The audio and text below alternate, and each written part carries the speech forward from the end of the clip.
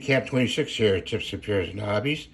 This is the Stonewolf Artisan pellet rifle.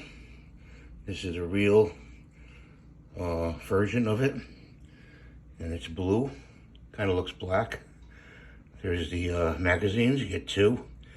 There's the manual. Go back to the trigger.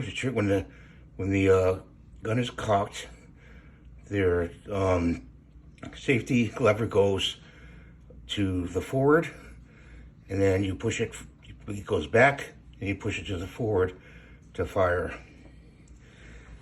Here's where the magazines go in from the right to left, with the square part right here on the right side.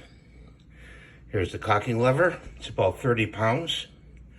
And I just want to show you the overall view of what it looks like for real.